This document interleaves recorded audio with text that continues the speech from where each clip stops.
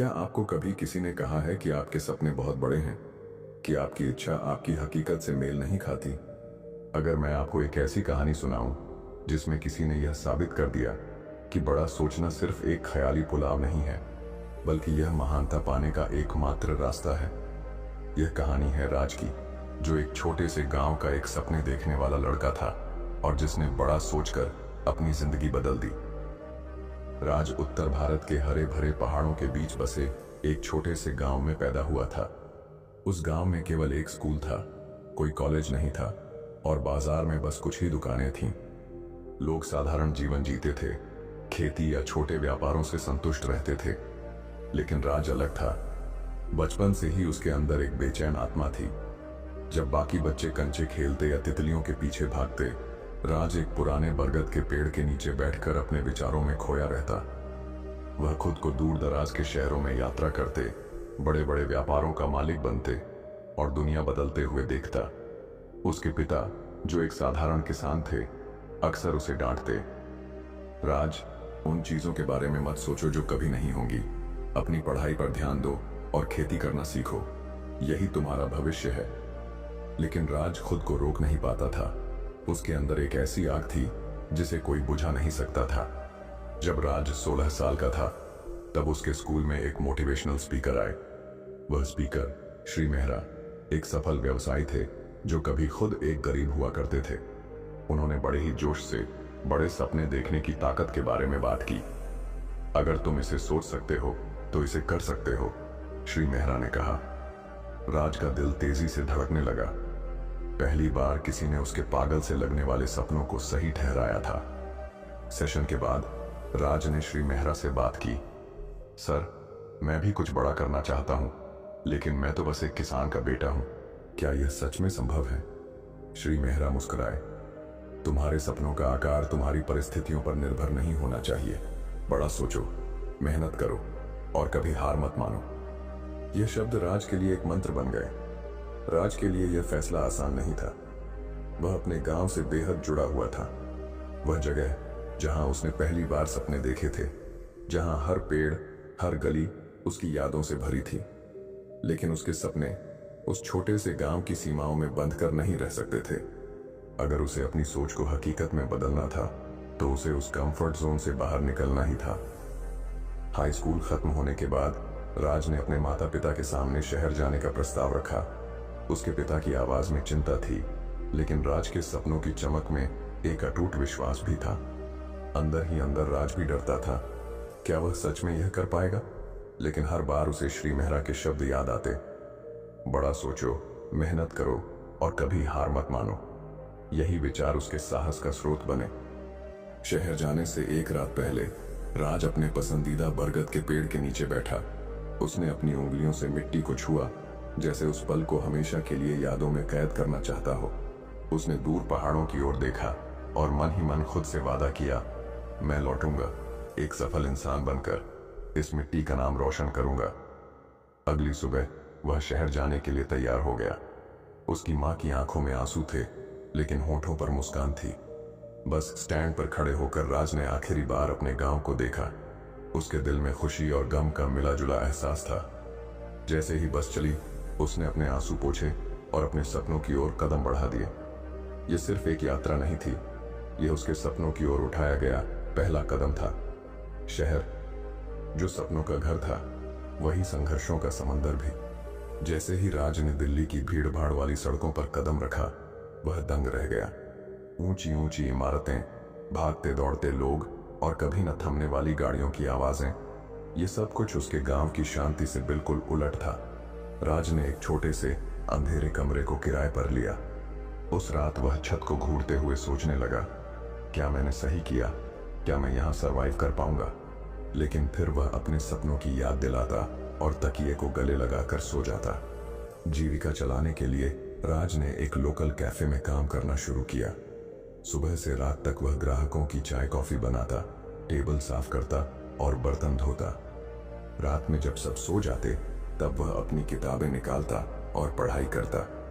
उसने online business course में दाखिला लिया और हर दिन खुद को और बेहतर बनाने की ठान ली। कड़ी मेहनत और बचत के बाद उसने अपने पहले बिजनेस आइडिया को शुरू किया, लेकिन बहुत जल्द ही उसे एहसास हुआ कि यह उतना आसान नहीं था जितना उसने सोचा था। एक एक करके ग्राहक कम होने लगे और जल्द ही वह अपनी सारी बचत गंवा बैठा। एक रात वह फर्श पर बैठा रो रहा था। क्या मेरे सपने सिर्फ ख्याली पुलाव थे? लेकिन तभी उसे श्री मेहरा की बातें याद आईं। कभी हार मत मानो। उसने आंसू पोंछे, अपनी गलतियों से सीखा और ठान लिया कि वह फिर से शुरुआत करेगा, इस बार और भी मजबूती के साथ। राज ने शहर की समस्याओं को और गहराई से समझना शुरू किया। उसने लोगों से बात की, उनकी जरूरतें समझी और अपने अगले बिजनेस आइडिया के लिए नए सिरे से प्लानिंग करने लगा। उसके अंदर की आग और भी भड़क उठी और वह एक नई उम्मीद के साथ अपने सपनों को फिर से बुनने लगा। हार मानना राज के खून में नहीं था। उसने अपने पहले असफल बिजनेस से सबक लिया और इस बार सोच समझकर अगला कदम उठाने का फैसला किया। शहर में रहते हुए उसने देखा कि लोगों को रोजमर्रा की जरूरतों के लिए बहुत संघर्ष करना पड़ता है, चाहे वह समय की कमी हो या सुविधाओं की। यहीं से उसे अपने नए बिजनेस आइडिया की प्रेरणा मिली। राज ने ऑनलाइन होम डिलीवरी सर्विस शुरू करने का प्लान बनाया, जहां लोग अपनी जरूरत का सामान एक ऐप के जरिए ऑर्डर कर सकें। लेकिन समस्या थी, उसके पास ना तो पैसे थे और ना ही टेक्नोलॉजी का ज्ञान। लेकिन राज ने ठान लिया था। उसने दिन में कैफे में काम करना जारी रखा और रात में ऑनलाइन फ्री कोर्स से ऐप डेवलपमेंट सीखने लगा। वह थक कर चूर हो जाता, लेकिन फिर भी वह एक ही सपना आंखों में लिए पढ़ाई करता, मुझे सफल होना है। पैसे की दिक्कत से निपटने के लिए उसने कुछ पुराने दोस्तों से संपर्क किया और उन्हें अपने बिजनेस आइडिया के बारे में बताया। उसके जुनून और आत्मविश्वास ने उन्हें भी प्रेरित किया और उन्होंने राज में इन्वेस्ट करने का फैसला किया। आखिरकार राज ने अपनी पहली प्रोटोटाइप ऐप लॉन्च की, लेकिन यह शुरुआत मात्र थी। ऐप लॉन्च होते ही राज को लगा था कि अब सब कुछ आसान हो जाएगा, लेकिन असल चुनौती तो अब शुरू हुई थी। पहले ही हफ्ते में ग्राहकों की शिकायतें आने लगीं।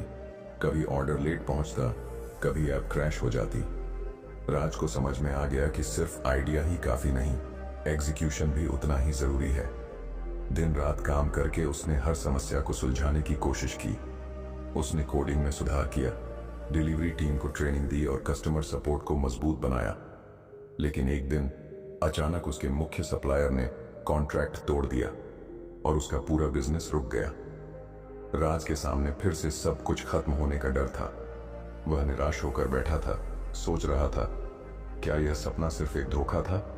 क्या मुझे वापस गांव लौट जाना चाहिए?